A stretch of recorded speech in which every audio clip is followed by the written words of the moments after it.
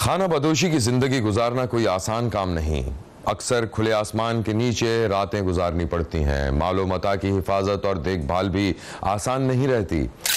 शिकारपुर का मौसम खुश्क हुआ तो बदरुद्दीन अपनी बीवी बच्चों को लेकर खानेवाल की तरफ निकल गया और मेल्सी लिंक रोड के करीब डेरा डाल दिया। मैं हूं पारस मसरूर और आप देख रहे हैं कोई देखे न देखे, शब्बीर तो देखेगा। नहर के साथ पक्की सड़क पर थोड़ा बहुत ट्रैफिक भी दिखाई दे रहा था। कुछ बच्चे आसपास खेल रहे थे और कुछ दूर हरियाली के करीब मैदान में खाना बदोशों का डेरा था।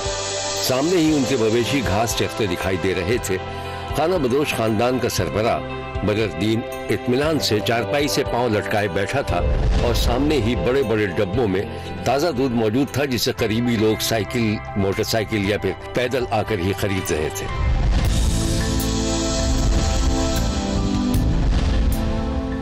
गुलाम शब्बीर और फिदा मलंग एक मोटरसाइकिल पर आए और बदरुद्दीन के पास पलंग पर ही बैठ गए। कौन हो बाबा, किधर से आए हो? पहले तो आपका डेरा नहीं देखा। शिकारपुर से आए हैं। वहां जरा खुश्की चल रही थी, पैदावार भी कम हो रही थी, तो सोचा यहाँ आ जाए। अरे ये तो बहुत अच्छा किया भाई, यहाँ पर पानी भी है, आबो हवा भी बहुत अच्छी है और आपके जानवर भी बड़े फलेंगे फूलेंगे, सेहतमंद रहेंगे। हाँ, लग रहा है। आप लोग यहीं रहते हो? क्या करते हो? अरे मलंग है बाबा, हम दोनों मलंग हैं। हमारा कोई ठिकाना नहीं, कोई डेरा नहीं है। जहाँ मोहब्बत मिलती है बस वहीं होते हैं बाबा। क्यों मलंगी? मलंग की खैर। ठीक है, फिर हम चलते हैं। अरे ठहरो, अपने बीवी बच्चों से मिलाता हूँ आपको। अल्ताफ की माँ, अल्ताफ,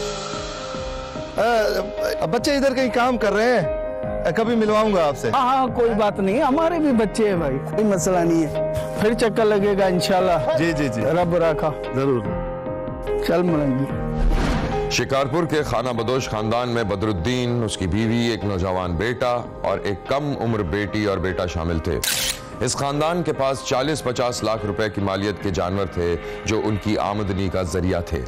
इलाके के जिन दो अफराद गुलाम शब्बीर और मलंग ने बदरुद्दीन से ताल्लुकात पैदा कर लिए थे, उनके बारे में शब्बीर को पता चला है कि वो मुबैना तौर पर जराइम पेशा थे और उनकी नजर बदरुद्दीन के माल मवेशी पर थी। शब्बीर ने देखा कि सर्दी से बचने के लिए बदरुद्दीन ने आग जला रखी थी और वो अपने नए दोस्तों गुलाम शब्बीर और मलंग के साथ बैठा चाय पी रहा था। वाह वाह, चाय तो बड़ी भंभाट बनाई है। क्यों मलंग? जबरदस्त। हट मलंग। यार गुलाम शब्बीर, सोच रहा हूँ कल बाजार हुआ हूँ, मंडी भी देख आऊंगा। अरे कल क्यों, आज ही। मैं तो कहता हूँ आज ही चले जाओ। क्यों मलंगी? हट मलंग।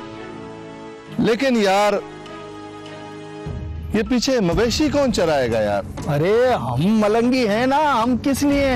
अरे भाई, हम तुम्हारे दोस्त नहीं, तुम्हारे भाई हैं। मवेशियों का ख्याल हम दोनों करेंगे। क्यों मलंगी? हट मलंग। यार गुलाम शब्बीर, तेरी बड़ी मेहरबानी यार, तूने बहुत बड़ी मुश्किल हल कर दी। तू मेरे भाइयों की तरह है यार, बहुत शुक्रिया यार तेरा, बड़ा शुक्रिया। क्यों मलंगी? हट मलंग। गुलाम शब्बीर और मलंग बहुत महारत और मक्कारी से अपने मंसूबे को लेकर आगे बढ़ रहे थे। पहले उन्होंने बदरुद्दीन का एतमाद हासिल किया और उसके खानदान से घुल मिल गए।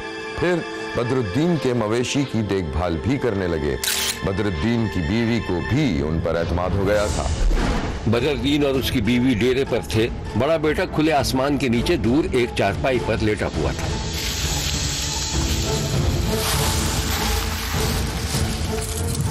बदरो, सोच रही हूँ गांव चक्कर लगा के आ जाऊं। हाँ हाँ जाओ, मैं यहाँ सब संभाल लूंगा। और गुलाम शब्बीर और मलंग भी तो है ना यहाँ, बहुत अच्छे यार हैं। लेकिन अब्बा, आप इन लोगों पे कुछ ज्यादा ही भरोसा कर रहे हैं। इंसान का पता 2 दिन में नहीं लगता, सब कुछ लूट के ले जाएंगे लोग। देख रही हो, अपने बाप को अकल सिखा रहा है। अबे जिंदगी हो गई है, एक नजर देख के पहचान लेता हूँ कि कौन क्या है। अच्छा अब्बा, ठीक है, तुम्हारी मर्जी। मेरा काम था बताना, मैंने बता दिया। अरे अल्ताफ, बात सुन। कल मैं जा रही हूँ गांव शिकारपुर। अपने अब्बा का ख्याल रखना। अच्छा अम्मा, जाओ, रख लूंगा ख्याल अब्बा का, आप बेफिक्र हो जाओ। दूसरी सुबह शब्बीर ने बदर की बीवी को एक बैलगाड़ी पर स्टेशन की तरफ जाते देखा। बदर की बीवी के जाते ही गुलाम शब्बीर और मलंग दोनों ने अपने भयानक मंसूबे पर अमल दरामद किया। बदर और उसके जवान बेटे को कत्ल करके लाशें नहर में बहा दी और 40 लाख मालियत के मवेशी गुलाम शब्बीर और मलंग ने आपस में बांट लिए। शब्बीर ने देखा कि गुलाम शब्बीर और मलंग बहुत राजदारी से कोई बात कर रहे थे। बात सुन भाई, इन दोनों बच्चों को क्या करना है? मैं तो कहता हूँ इन दोनों को भी ठिकाने लगा देते हैं, वरना हम पकड़े जाएंगे। कहता तो तू ठीक है, लेकिन मैं कुछ और सोच रहा हूँ। मैं इसकी बच्ची को लेके अपने रिश्तेदारों के घर पे छोड़ के आता हूँ और तू जो है ना यहीं खड़ा रहना, ठीक है? और बेटा? अरे उसका भी कुछ करते हैं यार। चल ठीक है। गुलाम शब्बीर जब एक खुफिया कमरे में गया तो बदर की 6 साला बेटी रो रही थी। अरे बेटा क्यों रो रहे हो? चाचा, मेरे बाबा और मेरे भाई कहाँ हैं? अरे बेटा, आपके भाई और आपके बाबा अम्मा को लेने गए गाँव। ठीक है चाचा। आप जो है ना मेरे साथ चलो मेरी खाला के घर। जब आपके अब्बा और भाई आ जाएंगे ना फिर आप ले आएंगे। सही है? आप मेरा बेटा रोते नहीं है, बुरी बात होती है। सफ़ाक और शैतान नुमा जालिम शख्स ने मकतूल की कमसिन बेटी को कत्ल करने के बजाय एक जगह काम पर रखवा दिया था और मकतूल के कमसिन बेटे को किसी मजार पर छोड़ाया था। इधर शौहर और बच्चों से राब्ता न होने पर मकतूल की बीवी ने अपने भाई को खानेवाल भेजा तो वहां न तो बदरुद्दीन था और न ही कोई डेरा। जानवरों का भी कोई अता पता नहीं था। शब्बीर ने देखा कि मकतूल का भाई मायूसी के आलम में नहर के किनारे बैठा था। सामने खेत जरूर थे लेकिन कोई खाना बदोश डेरा नहीं था। फिर शब्बीर ने देखा कि मकतूल का भाई थाने पहुंच गया था और रिपोर्ट दर्ज करवा रहा था, जिसके बाद पुलिस ने मकतूल और उसके बच्चों और जानवरों को तलाश करना शुरू कर दिया। पुलिस को इलाके के एक घर में बड़ी तादाद में मवेशी लाए जाने की इत्तला मिली तो पुलिस ने छापा मारकर गुलाम शब्बीर को गिरफ्तार कर लिया। रात के वक्त एक पुलिस वैन खामोशी से एक 4 दीवारी के पास जाकर रुकी और कुछ पुलिस एहलकार दीवार कूदकर अंदर जाते दिखाई दिए। खबरदार, कौन हो तू? पकड़ो से। क्या नाम है तेरा? गुलाम शब्बीर। लेकिन मैंने किया क्या है? थाने ले चल, मोबाइल में डाल, पता लगे क्या किया है तूने। ले चलो इसे। गुलाम शब्बीर ने बदरुद्दीन और उसके जवान बेटे के कत्ल का एतराफ कर लिया और मवेशियों की बंदर बांट तस्लीम कर ली थी। पुलिस गुलाम शब्बीर के दूसरे साथी मलंग की तलाश में थी। कहाँ है तेरा साथी? ओ सर, वो तो चला गया अपना हिस्सा लेके। मुझे नहीं पता सर कहाँ गया वो।